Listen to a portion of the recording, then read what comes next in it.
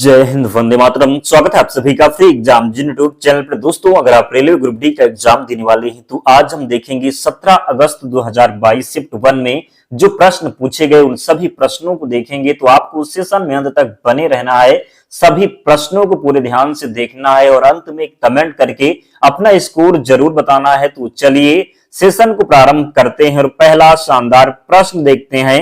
निम्नलिखित में से किस यौगिक का उपयोग श्वेत शाम फोटोग्राफी में किया जाता है? Silver chloride, silver oxide, silver bromide या फिर सिल्वर क्लोराइड और सिल्वर ब्रोमाइड दोनों। तो यहां पर जो राइट आंसर हो जाएगा सिल्वर क्लोराइड और सिल्वर ब्रोमाइड दोनों इसका सही उत्तर होगा। ध्यान रखेंगे निम्नलिखित में से किस यौगिक का उपयोग श्वेत शाम फोटोग्राफी में किया जाता है? तो सिल्वर क्लोराइड और सिल्वर ब्रोमाइड दोनों का ध्यान रखेंगे। प्रश्न पूछा गया था, अगला जो प्रश्न पूछा गया था, पंचायती राज व्यवस्था सबसे पहले भारत के किस राज्य में लागू की गई थी? तो अगर आप डेली चाहते हैं प्रीवियस ईयर प्रश्नों को हल करना तो चैनल को जरूर सब्सक्राइब कर लेना और वीडियो को लाइक कर देना और एक कमेंट करके बताना कि डेली एक शिफ्ट का प्रश्न हम लेकर के आएंगे। तो आप लोग बताना कि डेली करवाया जाए या नहीं, तो कमेंट करके आपको जरूर बताना है। तो हम डेली एक शिफ्ट का प्रश्न लेकर के आएंगे और सभी को हल कराएंगे। तो ध्यान रखना है, चैनल को जरूर सब्सक्राइब करना है। पंचायती राज व्यवस्था सबसे पहले भारत के किस राज्य में लागू की गई? मध्य प्रदेश, उत्तर प्रदेश, राजस्थान या फिर पश्चिम बंगाल। तो ये आसान प्रश्न पूछा गया था, सही उत्तर हो जाएगा राजस्थान में। कहां पर? तो पंचायती राज व्यवस्था सबसे पहले भारत के किस राज्य में लागू की गई? तो राजस्थान में। तीसरा प्रश्न पूछा गया था, निम्नलिखित में से कौन सा जीव समूह पर्यावरण को स्वच्छ रखने में सहायक होता है? शैवाल और लाइकेन, शैवाल और प्रोटोजोआ, प्रोटोजोआ और लाइकेन या फिर जीवाणु और कह सकते हैं कवक। तो बताना है कि निम्नलिखित में से कौन सा जीव पर्यावरण को स्वच्छ रखने में सहायक होता है? तो सही उत्तर हो जाएगा जीवाणु और कवक। ध्यान रखेंगे। अगला है, उच्चतम न्यायालय ने किस वर्ष में दहेज के मुद्दों से संबंधित सतवीर सिंह बनाम हरियाणा राज्य मामले में अपना फैसला सुनाया? तो ये प्रश्न पूछा गया था 2019 में, 2020 में, 2021 या फिर 2022। तो बताना है कि उच्चतम न्यायालय ने किस वर्ष में दहेज के मुद्दों से संबंधित सतवीर सिंह बनाम हरियाणा राज्य मामले में अपना फैसला सुनाया था? तो सही उत्तर हो जाएगा 2021 में। कब? तो राइट आंसर होगा 2021। ध्यान रखेंगे। पांचवा प्रश्न है, पेरियार नदी इनमें से किस भारतीय राज्य में बहती है? तो आसान प्रश्न है आप सभी के लिए। हम उम्मीद कर सकते हैं कि आप गलत नहीं करेंगे। पेरियार नदी इनमें से किस भारतीय राज्य में बहती है? पंजाब, उड़ीसा, केरल या फिर त्रिपुरा। तो सही उत्तर हो जाएगा केरल में। पेरियार नदी कहां पर बहती है? तो केरल में बहती है। ध्यान रखेंगे। छठवां प्रश्न है, बल्ब के फिलामेंट को डैश डैश प्राप्त करने के लिए अत्यंत पतला और लंबा बनाया जाता है? क्या प्राप्त करने के लिए? उच्च धारा, उच्च प्रतिरोध, उच्च प्रतिरोधकता या फिर उच्च वोल्टेज। तो बताना है कि बल्ब के फिलामेंट को प्राप्त करने के लिए अत्यंत पतला और लंबा बनाया जाता है। तो उच्च धारा, उच्च प्रतिरोध, उच्च प्रतिरोधकता या फिर उच्च वोल्टेज। तो सही उत्तर होगा उच्च प्रतिरोध। क्या होगा? तो राइट आंसर होगा उच्च प्रतिरोध। बल्ब के फिलामेंट को उच्च प्रतिरोध प्राप्त करने के लिए अत्यंत पतला और लंबा बनाया जाता है। तो सेकंड ऑप्शन राइट होगा। सातवां प्रश्न है, 2021 में बाल साहित्य पुरस्कार कितनी भाषाओं में प्रदान किया गया था? 22, 24, 21 या फिर 23। तो बताना है 2021 में बाल साहित्य पुरस्कार कितनी भाषाओं में प्रदान किया गया था? तो सातवें प्रश्न का जो राइट आंसर होगा 22 भाषाएं। आपको ध्यान रखना है, प्रश्न पूछा जाता है। अगला है, श्वसन के इनमें से किस अभिक्रिया में ऑक्सीजन की आवश्यकता होती है? पायरुवेट के एथेनॉल में रूपांतरण, ग्लूकोज के पायरुवेट में रूपांतरण, पायरुवेट के CO2H2O और ऊर्जा में रूपांतरण या फिर पायरुवेट के CO2 में रूपांतरण। तो सही उत्तर यहां पर होगा क्या? तो पायरुवेट के CO2H2O और ऊर्जा में रूपांतरण यहां पर सही उत्तर हो जाएगा।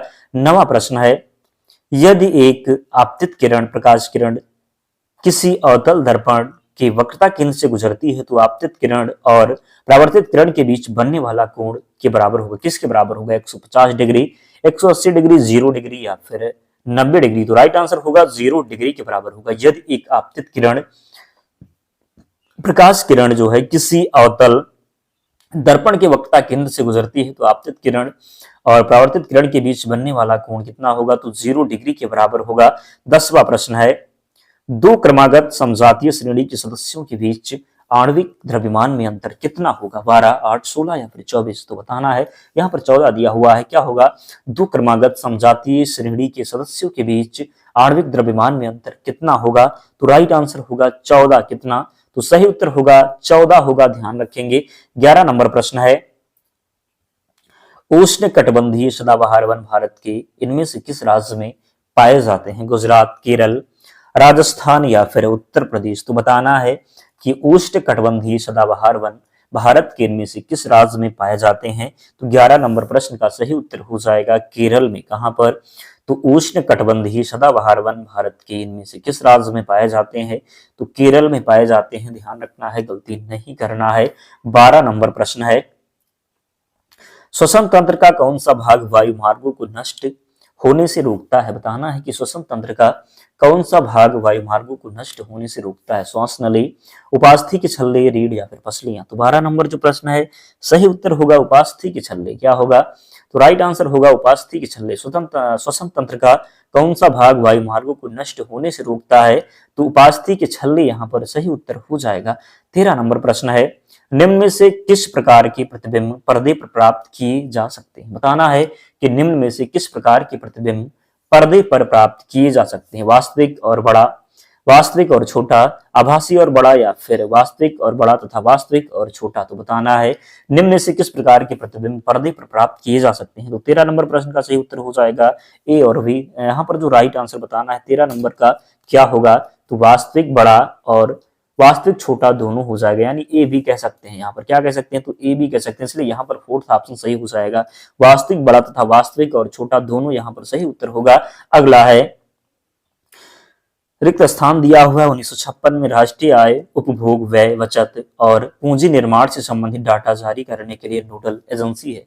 मौद्रिक नीति कार्यालय, केंद्रीय सांख्यिकी कार्यालय, लोक परिसंपत्ति प्रबंधन कार्यालय या फिर केंद्रीय वित्तीय कार्यालय? तो बताना है 1956 में भारतीय राष्ट्रीय उपभोग, व्यय, बचत और पूंजी निर्माण से संबंधित डाटा जारी करने के लिए नोडल एजेंसी है। तो यहाँ पर जो सही उत्तर होगा क्या होगा, तो राइट आंसर होगा केंद्रीय सांख्यिकी कार्यालय। क्या होगा, तो केंद्रीय सांख्यिकी कार्यालय यहाँ पर सही उत्तर हो जाएगा। 15 नंबर प्रश्न है, भारतीय संविधान राष्ट्रपति को 3 प्रकार के आपातकालों की घोषणा करने का अधिकार देता है, इनमें से कौन सा उनमें शामिल नहीं है? 352 राष्ट्रीय आपातकाल, 356 राज्य में आपातकाल और 360 वित्तीय आपातकाल, जबकि ये नहीं है। अनुच्छेद 358 सार्वजनिक स्वास्थ्य आपातकाल ये नहीं होगा, इसलिए राइट आंसर यहाँ पर थर्ड ऑप्शन हो जाएगा, अनुच्छेद 358 सार्वजनिक स्वास्थ्य आपातकाल। तो अगर आप डेली प्रीवियस ईयर प्रश्न को हल करना चाहते हैं तो चैनल को जरूर सब्सक्राइब करना करिएगा और वीडियो को जरूर लाइक करिएगा। अगला है, और इसकी पीडीएफ हम आपको टेलीग्राम चैनल पर प्रोवाइड करवाएंगे, तो वहां से जुड़ना बिल्कुल भी ना भूलें, लिंक डिस्क्रिप्शन बॉक्स में है। न्यूलैंड के अष्टक नियम में पहला तत्व है और अंतिम ज्ञात तत्व है। बताना है न्यूलैंड के अष्टक नियम में पहला तत्व कौन सा है और अंतिम ज्ञात तत्व कौन सा है? तो सही उत्तर यहाँ पर होगा क्या होगा, तो राइट आंसर होगा हाइड्रोजन और थोरियम। क्या, तो हाइड्रोजन और थोरियम यहाँ पर सही उत्तर हो जाएगा। न्यूलैंड के अष्टक नियम में पहला तत्व है और अंतिम ज्ञात तत्व है तो हाइड्रोजन और थोरियम। नेक्स्ट है, वह प्रक्रिया जिसके द्वारा जल विष्कर भूमि में प्रवेश करता है कहलाती है? वाष्पोत्सर्जन, अंतानंद, परासरण या फिर भस्मीकरण? तो 17 नंबर जो प्रश्न है राइट आंसर होगा अंतास्पंदन। क्या होगा, तो वह प्रक्रिया जिसके द्वारा जल विष्कर भूमि में प्रवेश करता है, राइट आंसर होगा अंतास्पंदन, ध्यान रखेंगे। अगला है, प्रथम पंचवर्षीय योजना के शुभारंभ के समय योजना आयोग के अध्यक्ष इनमें से कौन थे? सरदार वल्लभ भाई पटेल, हरेंद्र कुमार मुखर्जी, जवाहरलाल नेहरू या फिर राजेंद्र प्रसाद? तो बताना है कि प्रथम पंचवर्षीय योजना के शुभारंभ के समय आयोग के अध्यक्ष इनमें से कौन थे? बताना है कि प्रथम पंचवर्षीय योजना के शुभारंभ के समय योजना आयोग के अध्यक्ष इनमें से कौन थे? लाल नेहरू। क्या होगा, तो प्रथम पंचवर्षीय योजना के शुभारंभ के समय योजना आयोग के अध्यक्ष कौन थे? तो जवाहरलाल नेहरू यहाँ पर राइट आंसर होगा, ध्यान रखेंगे, गलती नहीं करेंगे। अगला प्रश्न है, जिप्सम को गर्म करने पर रासायनिक यौगिक एक्स तैयार किया जाता है। यह एक सफेद चूर्ण है और इसका उपयोग अग्निरोधी पदार्थ के रूप में होता है। तो यौगिक एक्स आपको बताना है क्या? ऐसे प्रश्न पूछा गया था। बेकिंग सोडा है, धावन सोडा है, प्लास्टर ऑफ पेरिस है या फिर सोडियम हाइड्रोक्साइड है? तो बताना है कि जिप्सम को गर्म करने पर रासायनिक यौगिक एक्स तैयार किया जाता है? यह एक सफेद चूर्ण है और इसका उपयोग अग्निरोधी पदार्थ के रूप में होता है। तो यौगिक एक्स क्या है? तो प्लास्टर ऑफ पेरिस है। क्या है? तो प्लास्टर ऑफ पेरिस से, ध्यान रखेंगे राइट आंसर थर्ड ऑप्शन होगा। क्वेश्चन नंबर 20 है, चलो लोको उत्सव किस राज्य में मनाया जाता है? चलो लोको उत्सव किस राज्य में मनाया जाता है? मध्य प्रदेश, आंध्र प्रदेश, उत्तर प्रदेश या फिर अरुणाचल प्रदेश? तो चलो लोको उत्सव किस राज्य में मनाया जाता है? मध्य प्रदेश, आंध्र प्रदेश, उत्तर प्रदेश या फिर अरुणाचल प्रदेश? तो राइट आंसर होगा अरुणाचल प्रदेश में मनाया जाता है चलो लोको उत्सव। कहाँ मनाया जाता है? तो चलो लोको उत्सव मनाया जाता है अरुणाचल प्रदेश में। कहां पर? तो चलो लोको उत्सव मनाया जाता है अरुणाचल प्रदेश में, ध्यान रखेंगे। 21 है, देशांतर और अक्षांश के बारे में इनमें से कौन सा कथन गलत है? 180 डिग्री पश्चिमी और 180 डिग्री पूर्वी एक ही देशांतरीय रेखा को संदर्भित करते हैं। अक्षांश रेखाएं एक दूसरे के समांतर होती हैं। देशांतर कभी भी एक दूसरे को प्रच्छेदित नहीं करते। अक्षांश कभी भी एक दूसरे को प्रच्छेदित नहीं करते हैं। तो बताना है सही उत्तर क्या होगा। तो यहाँ पर जो राइट आंसर होगा, देशांतर कभी भी एक दूसरे को क्या करते हैं? तो प्रच्छेदित नहीं करते। देशांतर और अक्षांश के बारे में से कौन सा कथन गलत है? तो गलत कौन सा होगा? तो गलत ये होगा कि देशांतर कभी भी एक दूसरे को प्रच्छेदित नहीं करते, ये गलत होगा। बाकी जो है सही है। 180 डिग्री पश्चिमी और 180 डिग्री पूर्वी एक ही देशांतर रेखा को संदर्भित करते हैं, तो ये सही है। तो ध्यान रखेंगे, गलती नहीं करेंगे। 22 है, एक धुएं से भरे कमरे में प्रवेश करने पर प्रकाश की एक बारीक किरण इनमें से किसके कारण दिखाई देती है? प्रकाश का प्रकीर्णन, प्रकाश का अपवर्तन, प्रकाश का वर्ण विक्षेपण या फिर प्रकाश का परावर्तन? तो बताना है कि एक धुएं से भरे कमरे में प्रवेश करने पर प्रकाश की एक बारीक किरण इनमें से किसके कारण दिखाई देती है? तो 22 का जो राइट आंसर होगा, प्रकाश का क्या होगा? प्रकीर्णन होगा। क्या? तो प्रकाश का प्रकीर्णन यहाँ पर राइट आंसर हो जाएगा। एक धुएं से भरे कमरे में प्रवेश करने पर जो है प्रकाश की एक बारीक किरण इनमें से किसके कारण दिखाई देती है? तो प्रकाश का प्रकीर्णन राइट आंसर होगा। 23 है, एक धारावाही प्रणालिका के लिए इनमें से कौन सा कथन जो है सही है? बताना है। इसका उपयोग मृदु लोहे के टुकड़े को चुंबकित करने के लिए किया जा सकता है। यह क्षण चुंबक की भांति कार्य करता है। क्षेत्र रेखाएं संकेंद्रित वृत्त होती हैं या फिर ए और बी दोनों? तो राइट आंसर यहाँ पर जो होगा क्या होगा?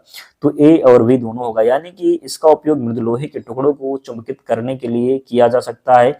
और जो दूसरा होगा, यह क्षण चुंबक की भांति कार्य करता है। तो राइट आंसर हो जाएगा ए और बी दोनों। एक धारावाही प्रणालिका के लिए इनमें से कौन सा कथन सही है? तो ए और बी दोनों सही उत्तर हो जाएगा। 24 है, कशेरुकियों की यकृत कोशिकाओं में SER द्वारा कौन सा महत्वपूर्ण कार्य किया जाता है? प्रोटीन का संश्लेषण, लिपिड का संश्लेषण, औषधियों और विष का निराविषीकरण या फिर जटिल और शर्कराओं का संश्लेषण? तो बताना है कशेरुकियों की यकृत कोशिकाओं में SER द्वारा कौन सा महत्वपूर्ण कार्य किया जाता है? 24 का जो राइट आंसर होगा क्या होगा? तो औषधियों और विष का क्या? तो औषधियों और विष का निराविषीकरण होगा। कशेरुकियों की यकृत कोशिकाओं में SER द्वारा कौन सा महत्वपूर्ण कार्य किया जाता है? तो औषधियों और विष का निराविषीकरण हो जाएगा। अगला है, भारत सरकार द्वारा वर्ष डैश दिया हुआ में राजीव गांधी खेल रत्न पुरस्कार का नाम बदलकर मेजर ध्यानचंद खेल रत्न पुरस्कार कर दिया गया। 2019 में, 2020, 2021 या फिर 2022? तो राइट आंसर यहाँ पर होगा, भारत सरकार द्वारा किस वर्ष में राजीव गांधी खेल रत्न पुरस्कार का नाम बदलकर मेजर ध्यानचंद खेल रत्न पुरस्कार कर दिया गया? तो सही उत्तर होगा 2021 में। कब? तो राइट आंसर होगा 2021 में। अगला है, क्लोर एल्कली प्रक्रिया में 3 उत्पादन और क्या क्या उत्पन्न होते हैं? Chlorine, hydrogen, Na2CO3, chlorine, oxygen, hydrogen, hydrogen, chlorine, NOH या फिर ऑक्सीजन, हाइड्रोजन, फास्फोरस? तो सही उत्तर यहाँ पर होगा कौन सा? क्या होगा? तो जरूर ध्यान रखेंगे, गलती नहीं करेंगे। सही उत्तर जो हो जाएगा hydrogen, chlorine, NOH right answer यहाँ पर हो जाएगा। ध्यान रखना है, गलती नहीं करना है। अगला है, 1930 में नमक उत्पादन पर ब्रिटिश एकाधिकार के खिलाफ इनमें से कौन सा अहिंसक विरोध किया गया था? खेड़ा सत्याग्रह, सविनय अवज्ञा आंदोलन, दांडी यात्रा या फिर खिलाफत आंदोलन? तो राइट आंसर यहाँ पर होगा क्या? तो 1930 में नमक उत्पादन पर ब्रिटिश एकाधिकार के खिलाफ इनमें से कौन सा अहिंसक विरोध किया गया था? तो राइट आंसर यहाँ पर जो हो जाएगा 27 नंबर जो प्रश्न है, सही उत्तर होगा दांडी यात्रा। क्या होगा? तो 1930 में नमक उत्पादन पर ब्रिटिश एकाधिकार के खिलाफ इनमें से कौन सा अहिंसक विरोध किया गया था? तो दांडी यात्रा राइट है। 28 है, विद्युत मोटर का कौन सा भाग उसमें प्रभावित धारा के प्रवाह की दिशा को उलट देता है? वृष, विभक्त वलय, मृदु और कोर या फिर कुंडली, तो विद्युत मोटर का कौन सा भाग उसमें प्रभावित धारा के प्रवाह की दिशा को उलट देता है? तो 28 का जो राइट आंसर होगा विभक्त वलय। क्या होगा?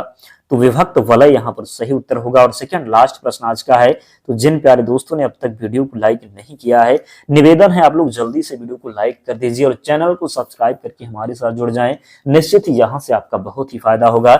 जैन धर्म में जैन शब्द संस्कृत शब्द जिन से लिया गया, जिसका अर्थ है अर्थात जिसने अभी मानवीय भवादेश पर विजय प्राप्त कर ली हो, फुर्ती, विजेता, खरापन या फिर अमर। तो यहाँ पर बताना है जैन धर्म में जैन शब्द संस्कृत शब्द जिन से लिया गया, जिसका अर्थ है क्या है, अर्थात जिसने सभी मानवीय भावावेशों पर विजय प्राप्त कर ली। तो विजय प्राप्त कर ली यानी विजेता हो जाएगा। तो जैन शब्द का जिन से जो है इसका अर्थ क्या हो जाएगा? तो विजेता होगा, ध्यान रखेंगे। 30 नंबर प्रश्न है और अंतिम प्रश्न है आज का, तो वीडियो जरूर लाइक कर देना। मलेरिया परजीवी तथा अमीबा को किस श्रेणी में रखा जाता है? प्रोटोजोआ, पोरीफेरा, एनेलिडा या फिर कोई नहीं? तो बताना है मलेरिया परजीवी तथा अमीबा को किस श्रेणी में रखा जाता है। 30 नंबर प्रश्न का राइट आंसर होगा प्रोटोजोआ। मलेरिया परजीवी तथा अमीबा को किस श्रेणी में रखा जाता है? तो प्रोटोजोआ में रखा जाता है, ध्यान रखेंगे। तो दोस्तों 30 प्रश्न थे, आप लोग कमेंट करके बताएं आपका स्कोर क्या रहा, कितने प्रश्न आप सही कर पाए, जरूर कमेंट करके बताएं। और पीडीएफ के लिए टेलीग्राम चैनल से जुड़ जाना, लिंक डिस्क्रिप्शन बॉक्स में है, या फिर आप टेलीग्राम पर जाएंगे और सर्च करेंगे फ्री एग्जाम जोन, आपको चैनल मिल जाएगा, ज्वाइन हो जाना, वहां पर आपको सारी पीडीएफ मिल जाएगी। तो मिलते हैं नेक्स्ट वीडियो में, तब तक पढ़ते रहिए, ध्यान रखिए अपना, स्वस्थ और सुरक्षित रहिए। जय हिंद।